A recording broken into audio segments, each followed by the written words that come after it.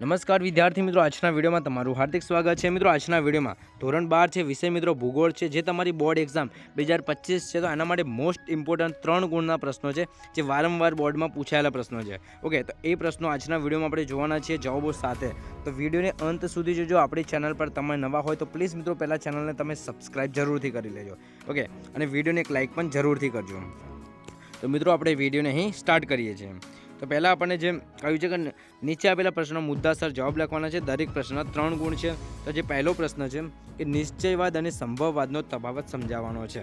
Okay, most time મિત્રો પ્રશ્ન છે, ઘણી વખત પૂછાયેલો પ્રશ્ન છે, ખાસ તમે તમારી બોર્ડ એક્ઝામ માટે તૈયાર કરી લેજો 2025 માટે। ઓકે, તો આપણે એનો જવાબ જોઈએ। તો પહેલો જે મુદ્દો છે કે મનુષ્યની બધી જ ક્રિયાઓ પર્યાવરણ દ્વારા નિયંત્રિત થાય છે। તો સામે સંભવવાદમાં છે તો કે ક્યાંય કશી અનિવાર્યતા નથી, સર્વત્ર સંભાવનાઓ રહેલી છે, માનવ સંભાવનાઓની સ્વામી છે।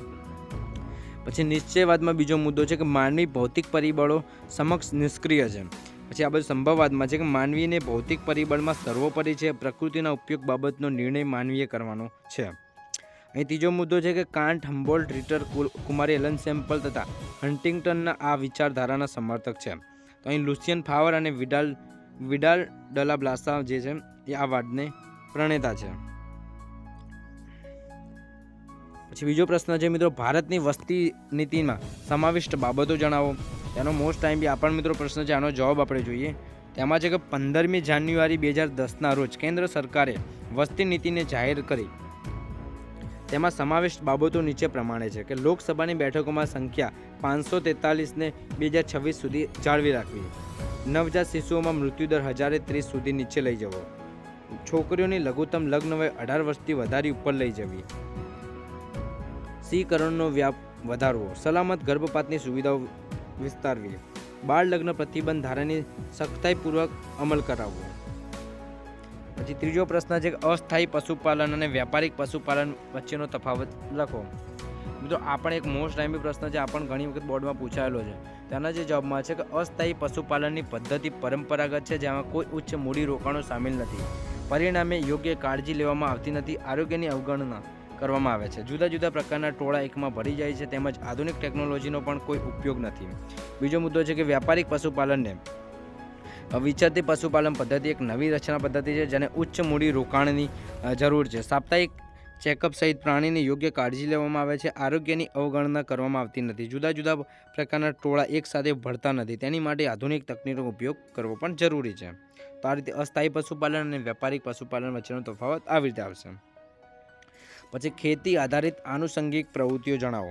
તો ખેતી આધારિત આનુષંગિક પ્રવૃત્તિઓ નીચે પ્રમાણે છે કે પશુપાલન દ્વારા દૂધ અને તેની બનાવટો તૈયાર કરવી, મરઘા બતકાનો ઉછેર કરી ઈંડા અને માંસ મેળવવું, ફૂલોની ખેતી દ્વારા સુગંધિત દ્રવ્યો અને વિવિધ ઔષધિઓ તૈયાર કરવી, મધમાખી ઉછેર કરી મધ મેળવવું, તેલીબિયાનું પીળાણ કરી ખાદ્ય તેલ તૈયાર કરવું, શેતુની ખેતી કરીને રેશમના કીડા ઉછેરવા કે આ રીતે। પછી વિજ્ઞાન અને ટેકનોલોજીના પાર્ક કોને કહેવામાં આવે છે, તે કયા શહેરોમાં આવેલા છે? ઓકે, તો જવાબમાં શું છે તો કે વિજ્ઞાન અને ટેકનોલોજી પર આધારિત ઔદ્યોગિક સંકુલોને વિજ્ઞાન અને તકનીકી પાર્ક પણ કહેવામાં આવે છે, તેને સિલિકોન વેલી પણ કહે છે। ભારતમાં બેંગલુરુ, ગાંધીનગર, હૈદરાબાદ, પુણે વગેરે શહેરોમાં સિલિકોન વેલી આવેલી છે।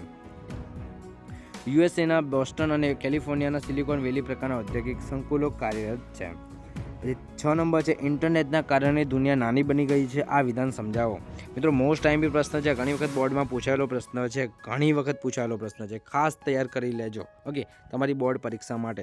આમાં જવાબમાં છે કે 20મી સદીના ઉત્તરાર્ધમાં સૂચનાઓનું આંકડાઓમાં રૂપાંતર થઈ શકવાના કારણે દૂરસંચાર વ્યવસ્થા ધીરે ધીરે કમ્પ્યુટરનું અંગ બની ગઈ, તેમાં ઇન્ટરનેટના માધ્યમથી એક સમન્વિત તંત્રનું નિર્માણ થયું। આજે વિશ્વમાં ઇન્ટરનેટ સૌથી મોટી ઇલેક્ટ્રોનિક પ્રણાલી છે, જે 100થી વધુ દેશોમાં 10 કરોડથી વધુ લોકોને એકબીજાને જોડે છે। દર વર્ષે લાખો નવા ગ્રાહક ઇન્ટરનેટ સાથે જોડાતા રહે છે। સંચાર સેવા ઇન્ટરનેટના કારણે ખૂબ જ સુવિધાજનક બની ગઈ છે, તેનાથી સમય અને સ્થળની બધી મુશ્કેલીઓ દૂર થઈ ગઈ છે। ઇન્ટરનેટના આધુનિક સંચાર તંત્રે વિશ્વને એક વૈશ્વિક ગામમાં બદલી દીધું છે, દુનિયા નાની બની ગઈ છે। આ રીતે જે આની વિધાન આવશે। 7 નંબર છે, વિશિષ્ટ આર્થિક પ્રદેશ સ્પેશિયલ ઇકોનોમિકલ ઝોન એટલે શું? તેના જવાબમાં છે કે મુક્ત વ્યાપાર પ્રદેશને હવે વિશિષ્ટ આર્થિક પ્રદેશ સ્પેશિયલ ઇકોનોમિકલ ઝોન તરીકે ઓળખવામાં આવે છે। વિશિષ્ટ આર્થિક પ્રદેશ દ્વારા દેશના આંતરરાષ્ટ્રીય વ્યાપારનો વિકાસ થઈ શકે તે માટે આર્થિક પ્રદેશો માટે જમીન પૂરી પાડવી, આ પ્રદેશો માટે કરનું માળખું સરળ અને હળવું કરવું, લાયસન્સ પ્રથા રદ કરવી, વિદેશી રોકાણને પ્રોત્સાહન આપવું, આંતરરાષ્ટ્રીય વ્યાપારનું કદ અને ગુણવત્તા વધે એ માટે જરૂરી પાયાની સગવડો આપવી, ઉદ્યોગોના લક્ષ્યને પહોંચી વળવા કામદાર હિતના કાયદાઓમાં છૂટછાટ આપવી જોઈએ. અને ગુજરાતમાં કંડલા સ્પેશિયલ ઇકોનોમિકલ ઝોન છે. આ પ્રકારના પ્રદેશમાં ઔદ્યોગિક એકમો પર નિયંત્રણો લાદવામાં આવતા નથી. પછી 8 નંબરનો પ્રશ્ન છે કે શહેરીકરણની સમસ્યાઓ જણાવો. તો શહેરીકરણની જે સમસ્યા આવશે કે અતિ ઝડપી થયેલા શહેરીકરણને કારણે નીચે મુજબ કેટલીક સમસ્યાઓ પેદા થઈ છે. તો ગેરકાયદેસર ઝૂંપડપટ્ટીઓની ગંદી વસાહતો અસ્તિત્વમાં આવી છે. ગંદી વસાહતો શહેરી જીવન માટે પીડાજનક બની છે. પ્રદૂષણ, ટ્રાફિક, સ્વાસ્થ્ય, ગંદકી, પાણીની અછત, અસામાજિક પ્રવૃત્તિઓ વગેરે અનેક પ્રશ્નો ઊભા થયા છે. કેટલીક વસ્તી નિમ્ન સ્તરના ઘર અથવા ફૂટપાથ પર રહે છે. ગંદા વસવાટો, પરિવહન, સાર્વજનિક સુવિધાઓનો અભાવ વગેરે સમસ્યાઓ ઉદ્ભવી છે. પછી ગેરકાયદેસર વસાહતમાં પાણી, સ્વચ્છતા, વીજળી, સડક, ગટર, શાળાઓ, બજાર, સ્વાસ્થ્ય કેન્દ્રો વગેરેનો અભાવ રહે છે. ઝૂંપડપટ્ટીઓમાં પ્રકાશ, ચોખ્ખી હવા, સંડાસ, ગંદા પાણીનો નિકાલ તથા બાથરૂમની સગવડો હોતી નથી. પછી 9 નંબર છે કે પ્રદૂષણ અટકાવવાના ઉપાયો જણાવો. આ પણ મિત્રો મોસ્ટ ટાઈમ બી પ્રશ્ન છે. ઓકે, ખાસ તૈયાર કરી લેજો.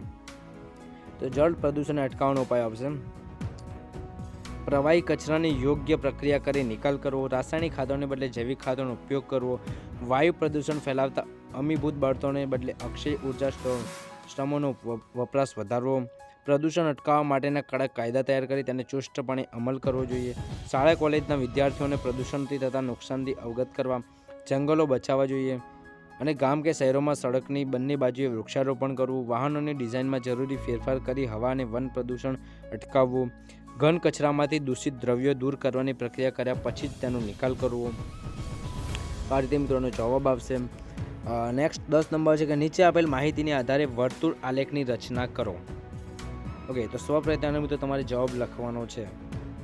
પછી 11 નંબર છે કે પ્રવાહ આલેખની લાક્ષણિકતાઓ જણાવો. આ પણ મિત્રો એક મોસ્ટ ટાઈમ બી પ્રશ્ન છે, ઘણી વખત બોર્ડમાં પૂછાયેલો પ્રશ્ન છે. ઓકે, તો આનો જવાબ મિત્રો તમે તમારી રીતે વાંચી પછી જીપીએસના ઉપયોગ સમજાવો. આ પણ એક મોસ્ટ ટાઈમ બી પ્રશ્ન છે, ઘણી વખત બોર્ડમાં પૂછાયેલો છે. ગ્લોબલ પોઝિશનિંગ સિસ્ટમ એનો જે ઉપયોગ સમજાવવાનો છે, મોસ્ટ ટાઈમ પી છે મિત્રો, ખાસ તૈયાર કરી લેજો. ઓકે, તેનો સરસ મજાનો જવાબ તમને આપેલો છે, ખાસ તમે તૈયાર કરી લેજો. તો વિદ્યાર્થી મિત્રો, આજના વિડીયોમાં આટલું. આઈ હોપ તમને વિડીયો ગમ્યો હશે. વિડીયો ગમે તો વિડીયોને એક લાઇક અને ચેનલને જરૂરથી સબસ્ક્રાઇબ કરી લેજો.